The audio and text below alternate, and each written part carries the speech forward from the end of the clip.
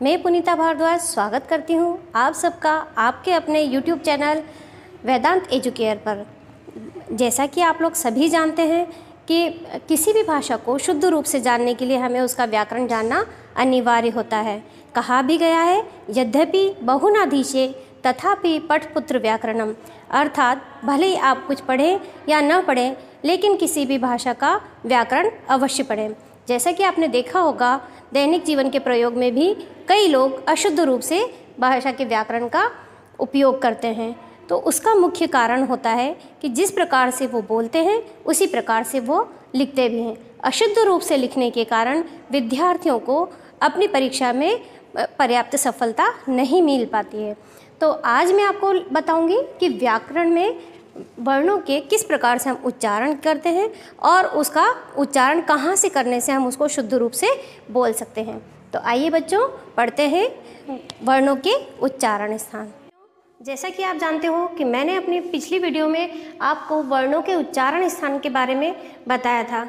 यहाँ पर हम पढ़ चुके हैं कंठ, तालु से संबंधित जो वर्ण हैं उनके उच्चारण स्थान के बारे में। तो आज मैं आपको बताने वाली हूँ उससे आगे अर्थात मूर्धा के बारे में। तो हम चलते हैं मूर्धा से कौन कौन से वर्णों का उच्चारण किया जाता है। तो आचार्य पाणिनि ने जो सूत्र दिए हैं उसमें एक सूत्र है ऋतु ऋषाणाम मूर्धा। ऋतु ऋषाणाम मूर्धा अर्थात री। अब आप यहाँ देख रहे हो मैंने एक बड़ा री लिखा है, दीर्घ री कहते हैं इसको, और इसका उच्चारण ज़्यादातर वैदिक संस्कृत में होता है।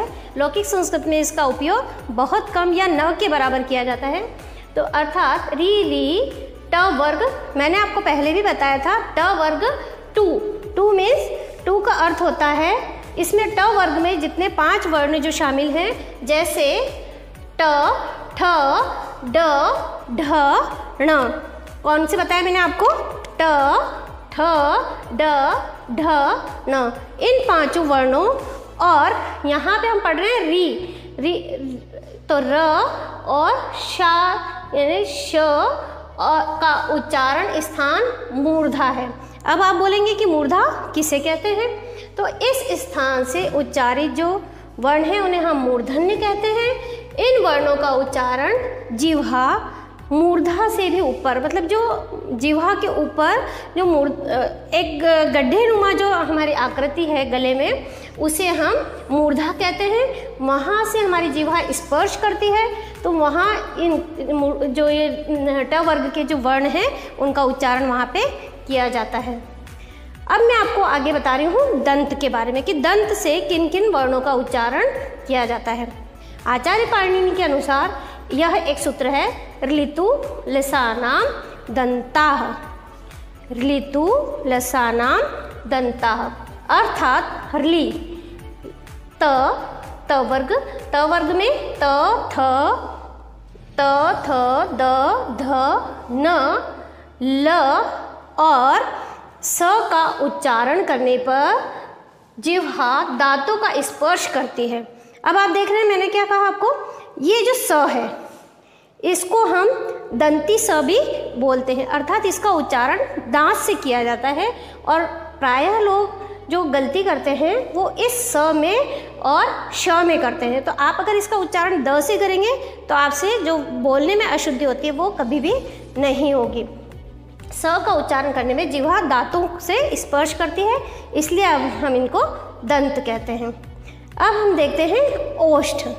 जब हम ओष्ठ के बारे में जान रहे हैं तो उ पु पद्यमानीयानाम, उ पु पद्यमानीयानाम ओष्ठो।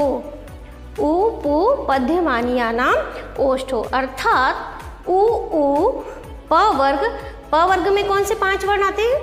प, फ, ब, भ, म। इन 5 वर्णों तथा उपध्यमानी। अब ये आप यहाँ पे मैंने देख रहे हैं कि मैंने कुछ चिन्ह लगाए हैं। इस प्रकार के चिन्ह ये जो दोनों चिन्ह मैंने लगाए हैं उपध्यमानी के, यह हमारे वैदिक संस्कृत में उपयोग आते हैं। उच्चारण में इनका लौकिक संस्कृत में इसका उपयोग नहीं होता है। का उच्चारण स्थान ओष्ठ होते हैं। अब आप देख रहे हैं कि अगर हम इनमें से किसी भी ऊ को जब हम उच्चारित करते हैं, ऊ मैंने कहा, तो आपका जो ओष्ठ है, ये होठ है, इनका आकार एक गोलाकार हो जाता है। ऊ प, तो एक विशेष आकृति प में भी यहाँ पे दिखाई देती है। तो ये वर्ण ओष्ठ कहलाते हैं। जो ओष्ठ से उच्चारित होते हैं उनको हम क्या कहते हैं? ओष्ठ कहते हैं। इन वर्णों का उच्चारण करते समय दोनों ओष्ठ आपस में मिलते हैं। बिना ओठों को मिलाए हुए हम इनका उच्चारण कभी भी नहीं कर पाएंगे। तो बच्चों, अभी आपने देखा कि हमने किसके बारे में पढ़ा?